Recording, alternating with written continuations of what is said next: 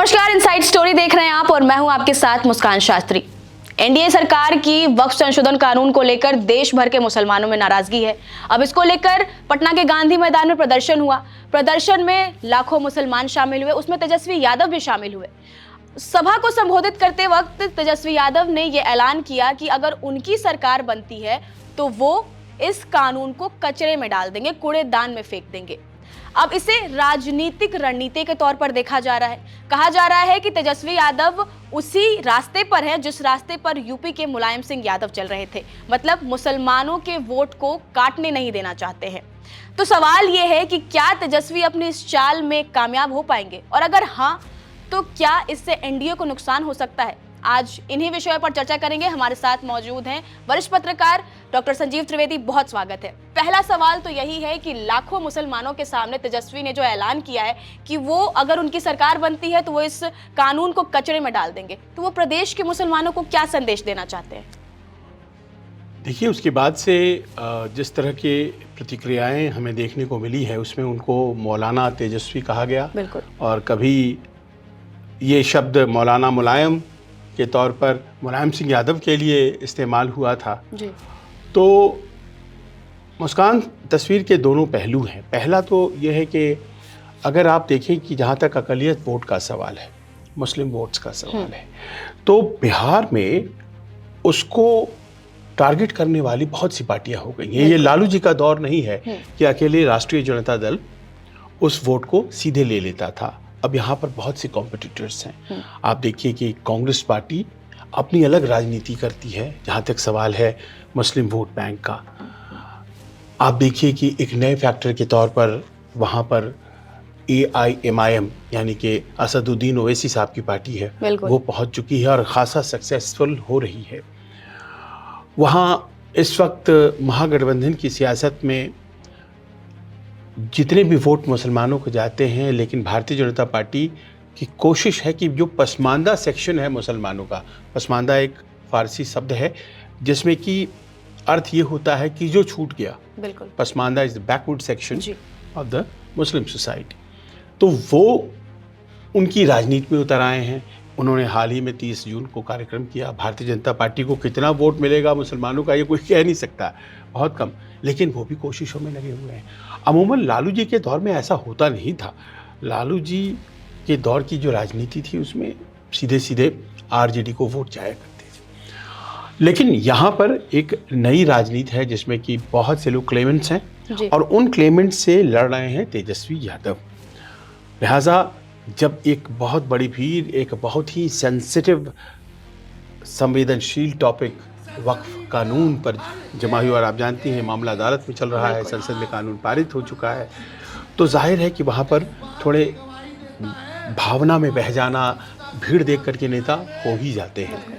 तो थोड़े भावना में बह करके कभी कभी कुछ बड़ी बातें कह जाना, कुछ ऐसी बयानबाजी कर देना जो उस वक्त तात्कालिक रूप से भीड़ को बहुत अच्छी लगती है, लेकिन उसके परिणाम दूर तक जाते हैं। तो उन्होंने कहा कि इस कानून को हम कूड़ेदान में फेंक देंगे। अब देखिए क्या होता है कि कोई भी कानून जो होता है वो संसद से पारित होने के बाद कानून का रूप लेता है जब राष्ट्रपति उसके ऊपर दस्तखत करता है, गलत या सही। और ऐसे बहुत से कानून हैं जो पारित हो गए हैं संसद से और उसके बाद सरकार को ही वापस लेना पड़ा है। किसान कानूनों को देख लीजिए आप, वापस लेना पड़ा था। और बहुत से ऐसे कानून होते हैं जो कोर्ट में जा कर के धराशायी हो जाते हैं। कोई ऐसा कानून नहीं है कि वो बन गया तो फिर वो ख़त्म हो ही नहीं सकता है, कोर्ट में धराशायी हो जाते हैं। लेकिन एज लॉन्ग ऐसा नहीं हुआ है तो लोगों ने, जो उनके विरोधी हैं, उन्होंने कहना शुरू कर दिया कि साहब देखिए तेजस्वी यादव ने क्या किया। उन्होंने राष्ट्रपति के द्वारा साइन किया हुआ कानून संविधान के खिलाफ, उन्होंने कहा कूड़ेदान में हम फेंक देंगे। तो एक उन्होंने इसका पॉइंट ये निकाला कि वो जो हैं मुस्लिम परस्ती कर रहे हैं, अपीजमेंट की पॉलिटिक्स जो उनके ऊपर आरोप लगता है, तुष्टीकरण की राजनीति कर रहे हैं। लिहाजा तुष्टीकरण की अगर राजनीति कर रहे हैं तो मुस्लिम वोट बैंक के प्रति उनकी आस्था है। और देखिए कैसे कैसे चीज़ें जो हैं वो हिंदू मुस्लिम में बिहार की राजनीति में कन्वर्ट करती गई। बिहार की राजनीति में जाति व्यवस्था ज़्यादा सुदृढ़ है, वो ज़्यादा बड़ी भूमिका निभाती है, लेकिन हिंदू मुस्लिम एलिमेंट को इंट्रोड्यूस किया। और आपने देखा होगा सुधांशु त्रिवेदी ने पहली दफ़ा प्रेस कॉन्फ्रेंस किया 2 दिन पहले, उसमें उन्होंने उनको नमाजवादी पार्टी कह दिया आरजेडी को, और उसके बाद फिर अगले दिन भारतीय जनता पार्टी के एक और प्रवक्ता ने कहा मौलाना तेजस्वी। अब इसमें क्या हो रहा है कि जो मुस्लिम वोट बैंक है उसका कंसोलिडेशन आरजेडी की तरफ तो होगा, इसमें कहीं कोई दो मत नहीं है, और अभी भी ज़्यादातर वोट तो आरजेडी को ही मिलता है। लेकिन इसका एक दूसरा पक्ष भी है, और वो ये है कि हिंदू मुस्लिम पॉलिटिक्स करने का एक जो अवसर है वो मौका भारतीय जनता पार्टी इसमें ढूंढ रही है। अभी उसे पूरी तरह से मिला नहीं है, पर वो ये नमाजवादी, ये मौलाना मौके खोज रही है, कहा जा सकता है। करके वो चाह रही है इस पैटर्न पर चुनाव को डाल दिया जाए। इस बीच ये सवाल उठता है कि आखिर वो कौन सी चाल थी जो यूपी में मुलायम सिंह यादव ने चली थी, जिसको तेजस्वी यादव चलने की कोशिश कर रहे हैं। तेजस्वी यादव पे ये इल्जाम तो लग रहे हैं कि वो उन्हीं की रास्ते को फॉलो करने की कोशिश कर रहे हैं, उनके पाथ को फॉलो करने को। कौन सी वो चाल थी? देखिए, ऐसा है कि एक दौर जो 90 के दशक में जब मौलाना मुलायम उन्हें नाम दिया गया था, वो दौर ऐसा था जब मंदिर आंदोलन अपने चरम पर था और अयोध्या में कार सेवकों पर गोलियां चलवा दी थी मुलायम सिंह यादव ने। और उसके बाद से उन्होंने, हो सकता है कि ये गलत हो, लेकिन उनके बारे में कहा गया कि उन्होंने कहा था कि मैं कुछ और कर सकता तो मैं वो भी कर जाता, गोलियां चलवा सकता था, मैंने गोलियां चलवा दी। तो उस वक़्त जो मुस्लिम वोट बैंक समाजवादी पार्टी के साथ आया, क्योंकि वो उनके हितों की बात करने वाले एक व्यक्ति के तौर पर मुलायम सिंह यादव देखे गए, वो आज तक अखिलेश यादव के भी साथ है। तो कोई ऐसा इवेंट हो जाता है राजनीतिक दल और राजनेता की ज़िंदगी में जो उसकी छाप वो जीवन भर कैरी करता है, और वो उसके हाव भाव में, उसके अंदाज में, उसकी राजनीति में सब कुछ दिखाई पड़ता है। देखिए, आडवाणी जी को अरेस्ट करने का एक बहुत, कहा जाता है कि साहसी कदम लालू प्रसाद यादव ने उठाया था, जब वो रथ यात्रा लेकर के बिहार से गुजर रहे थे, अयोध्या पहुंचना चाहते थे। बिहार के समस्तीपुर में उनको अरेस्ट किया गया और उन्हें समस्तीपुर से आगे बढ़ने नहीं दिया गया। और कहा जाता है कि ये एक ऐसा इवेंट था जिसको लेकर के बिहार का मुस्लिम लालू यादव को आइडेंटिफाई किया उसने, और लालू यादव सदा से हमेशा मुस्लिम समाज के प्रिय रहे, वोट सारे उनको मिलते रहे। पर होता क्या है कि कोई टैग लग जाने से, कोई ट्रेडमार्क बन जाने से, वो जो दूसरा वर्ग होता है वोटर्स का, बिल्कुल, वो कहीं छिटक न जाए, इसका खतरा बना रहता है। मुलायम सिंह यादव ने भी इसको झेला, लालू प्रसाद यादव ने भी इसको झेला, और हमेशा इन दोनों दलों की और इन दोनों नेताओं की कोशिश रही कि वो किसी थर्ड या फोर्थ कास्ट को जोड़ें। और मुलायम सिंह यादव तो खैर सफल भी हुए। कभी उन्होंने साल 2012 में ब्राह्मणों को जोड़ लिया, ठाकुर उनके साथ जुड़ते रहे। आरजेडी के साथ इस तरह का कुछ हो नहीं पाया है बहुत बड़ी रूप में। उनके पास MY का ही वो जो समीकरण है वही कायम है, मुस्लिम और यादव। तो वो अगर वो मान लीजिए कंसोलिडेट होता भी है तो उनको गुणात्मक फायदा इससे शायद नहीं हो, क्योंकि उनको एक नया समाज चाहिए। वो कुशवाहा समाज की तरफ बढ़ रहे हैं, प्रयोग कर रहे हैं, उनको टिकटें दे रहे हैं, संभव है उनको उसमें सफलता मिल भी रही है, आगे भी मिले।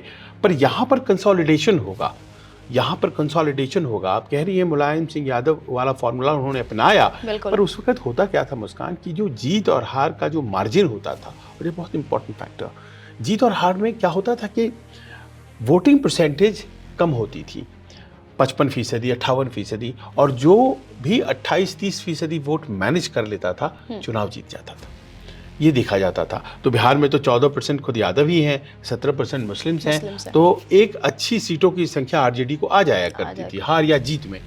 पर दिक्कत हो गया है कि अब voting percentage, Bharatiya Janata party जिस समय से सक्रिय हुई है, उसने वोटिंग को 65-70% तक वो लेके गई है, यानी कि मोर नंबर ऑफ वोटर्स वो निकालना शुरू कर दिया है उसने। तो अगर इनके साथ समाज नहीं जुड़ता है, इनका वही स्टैटिक वोट रह जाता है MY, और उधर से समाज ज़्यादा बड़े हो जाते हैं। देखिए आजकल उन्होंने NDA में पासवान समाज को जोड़ा हुआ है, उन्होंने जोड़ा हुआ है माझी समाज को, हर वर्ग के उन्होंने कोशिश करी है कि बिल्कुल। वो बैंक बुके बना रहे हैं वो। तो अगर मान लीजिए कि केवल मुस्लिम समाज के साथ आइडेंटिफाई हो जाने में ये ज़रूर खतरा है, मुस्लिम्स का उनको वोट 100% मिलेगा, इसमें कहीं दो मत नहीं है। हालांकि वो ओवैसी वाली एक फैक्टर है, ऐसा नहीं है कि वो नहीं है, और उससे असहज भी हैं तेजस्वी, लेकिन ये जो उन्होंने किया है इसका फ़ायदा गांधी मैदान के बयान का उनको फ़ायदा ज़रूर होगा। अगर तेजस्वी को सारे मुसलमानों का वोट मिलता है, अगर उनके स्टेटमेंट से सारे मुसलमानों का वोट तेजस्वी को मिल जाता है, तो इससे एनडीए को कितना नुकसान हो सकता है और क्या क्या नुकसान हो सकता है? एनडीए को कोई नुकसान नहीं होगा।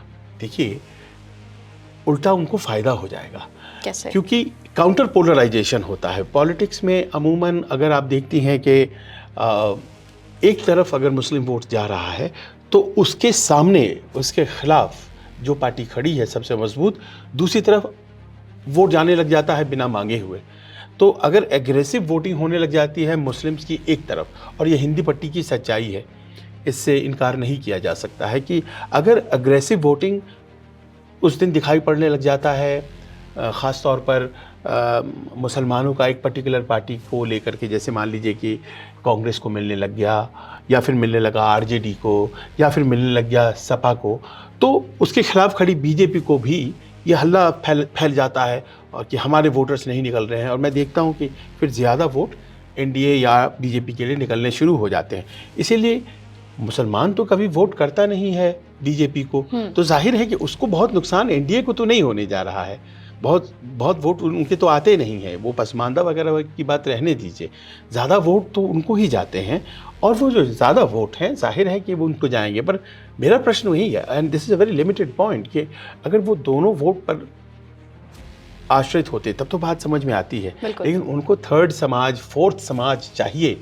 उनको चाहिए कि और भी लोग हों जो जाएं, और वो तुष्टीकरण वाली ट्रैप में जो भारतीय जनता पार्टी बार बार उनके ऊपर डालेगी उसमें वो न फंसें, क्योंकि अगर वो फंसते हैं तो फिर जाहिर है कि वो अपीजमेंट का आरोप लगा देंगे, और फिर काउंटर पोलराइजेशन इसको बोलते हैं। एक तो पोलराइजेशन हो गया, तो ये जो दूसरी ध्रुवीकरण होगी उसमें उनका वोट परसेंटेज तो वहीं रह जाएगा, बाकियों का, उनके खिलाफ जो खड़े हैं उनका बढ़ जा सकता है। पर इससे सर दिक्कत नहीं है, मतलब एक तरफ सिर्फ मुसलमान और यादव के वोट जाते हैं, अगर आरजेडी की बात करें तो बाकी जो जातियां हैं वो तो सिर्फ बीजेपी की तरफ, जब आप अग्रेसिव वोटिंग की बात कर रहे हैं तो इससे आरजेडी को नुकसान नहीं होता?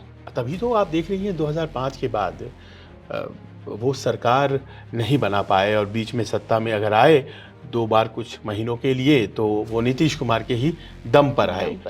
और दूसरी बात ये भी है कि अभी मैं आपको एक उदाहरण देता हूँ, वो ज़्यादा बेहतर साबित करेगा कि इस साल जो लोकसभा के चुनाव हुए बिहार में, तो 2 सीटें मुस्लिम कैंडिडेट्स को आरजेडी ने दी थी, 2 सीटें, और 2 सीटें कांग्रेस ने भी दी थी। तो जो मुस्लिम कैंडिडेट को कांग्रेस, जो आरजेडी ने दी थी, वो दोनों हार गए। अली अशरफ फातमी मधुबनी से हार गए, और अररिया से सरफराज हार गए। ये दोनों हार गए। इन दोनों जगहों पर यादव वोट अच्छी खासी संख्या में हैं, पर एक जगह यादव चूंकि कैंडिडेट खुद थे भारतीय जनता पार्टी के मधुबनी से, तो सारे यादव आरजेडी को छोड़ करके वो भारतीय जनता पार्टी के अपने यादव भाई को देने चले गए। तो देखिए वहाँ पर वो क्रम्बलिंग दिखाई पड़ी कि अगर अपना कैंडिडेट हो जाए और वो बीजेपी से आ जाए तो फिर ये एमवाई जो आप कह रही हैं ये टूट जाती है।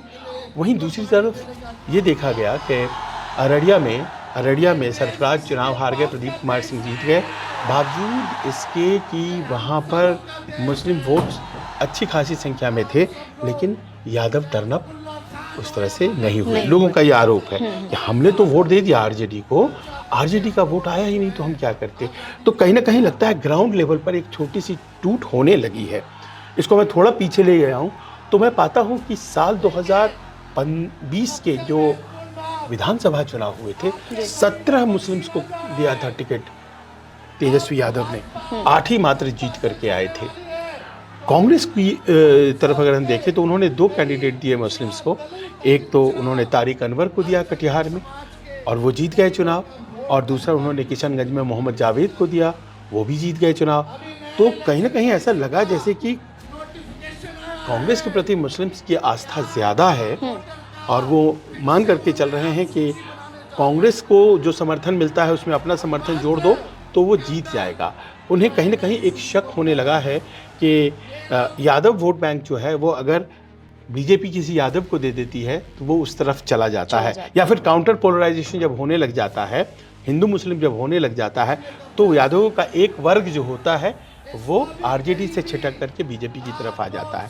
तो जब इस तरह के शक होने लगे तो उसके बाद तेजस्वी को कुछ बड़ा करना था और उन्होंने बड़ा किया और उन्होंने गांधी मैदान की सभा में जो बातें कहनी थी ऐलानिया किया, और इससे कम से कम जो मुस्लिम समाज में है इसमें उनकी बड़ी तारीफ़ हो रही है, क्योंकि तेजस्वी को डील करना है एक बड़ी मुश्किल से, और वो बड़ी मुश्किल ये है कि सीमांचल में ख़ासतौर पर किशनगंज में, अररिया में, पूर्णिया में, सहरसा में, कटिहार में, यहाँ जो मुस्लिम आबादी है इसके बीच असदुद्दीन ओवैसी खासे पॉपुलर हो चुके हैं, और उनसे कैसे डील करें ये बहुत बड़ी समस्या है। और शायद यही वजह थी कि वो थोड़ा सा ओवरवेल्म्ड हो गए, थोड़ी सा भावनात्मक होकर के उन्होंने ज़बरदस्त लाइन अख्तियार कर लिया। पर बीच में खबरें आ रही थी कि असदुद्दीन ओवैसी भी तेजस्वी से हाथ मिलाने की बातें कर रहे थे ताकि ये लोग एक साथ एकजुट होकर एनडीए के खिलाफ लड़ पाए।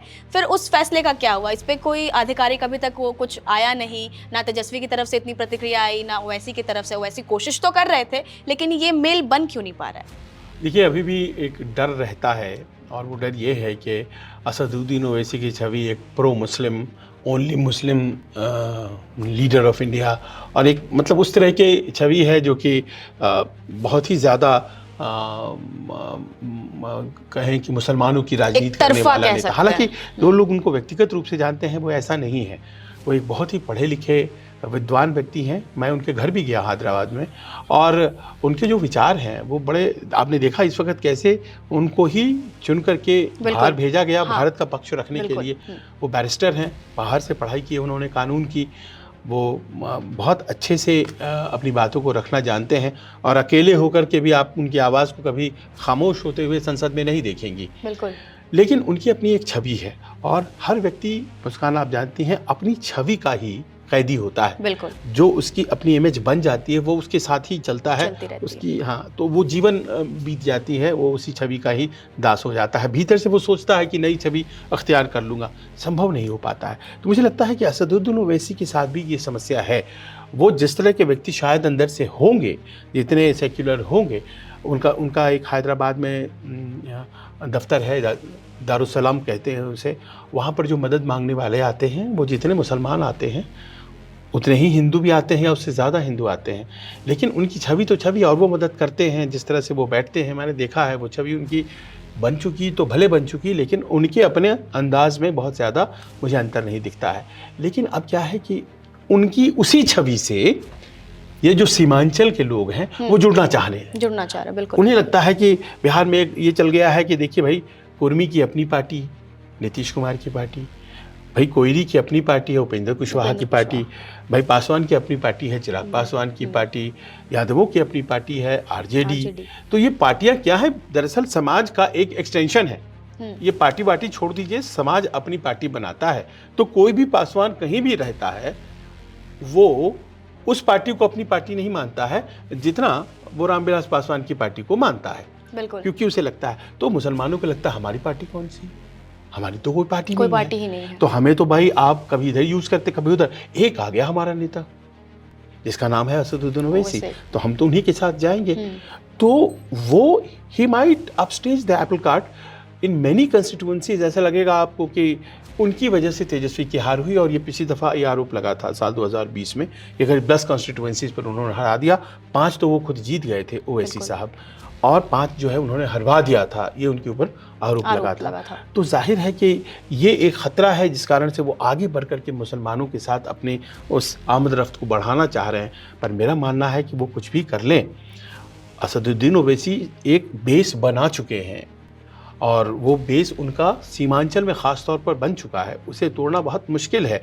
और ऐसे में जाहिर है कि ये अगर मुस्लिम वोट्स का जो डिवीज़न होता है तो वो भारतीय जनता पार्टी को लाभ देता है। इसीलिए जब आप जानना चाह रही थी इससे फ़ायदा होगा या नुकसान, तो नुकसान नहीं है एनडीए को।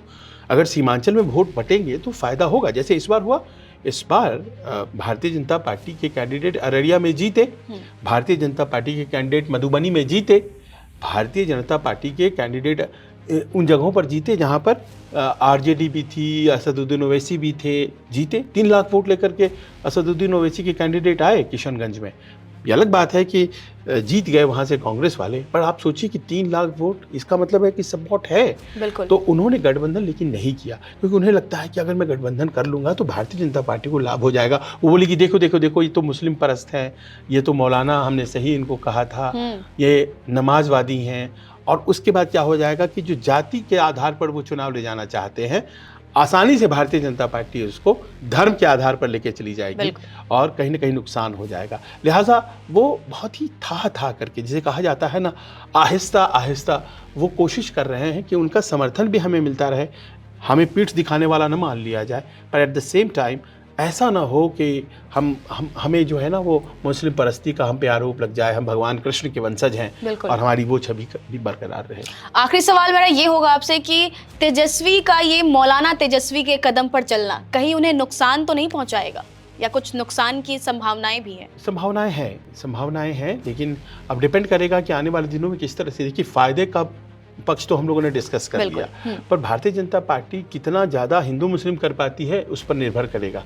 बिहार में इसेंशियली हिंदू मुस्लिम वाला पैटर्न जो है ना, वो बहुत ज़्यादा प्रभावी होता नहीं है, जाति वाली ज़्यादा आ जाती है। But you never know, there are some constituencies जहाँ पर इसका नुकसान होगा। हो सकता है कि मुस्लिम वोट के टर्म्स में फ़ायदा हो, लेकिन थोड़ा बहुत नुकसान तो उनको होगा, क्योंकि वो दिखाई पड़ रहे हैं एक तरफ जाते हुए, और इससे बचने की उनको ज़रूरत थी। अभी इतना ज़्यादा, बहुत ज़्यादा, अभी तो टाइम है 3 महीने, बहुत ज़्यादा उस तरफ जाने की ज़रूरत नहीं थी कि कूड़े दान में डाल देंगे। असल बात क्या था कि वो मुस्लिम्स की एक प्रॉब्लम है। वक्फ जो है कोई पॉलिटिकल इशू नहीं है। मुस्लिम्स इसको एक अपनी जातीय समस्या के तौर पर लोगों के सामने रख रहे हैं।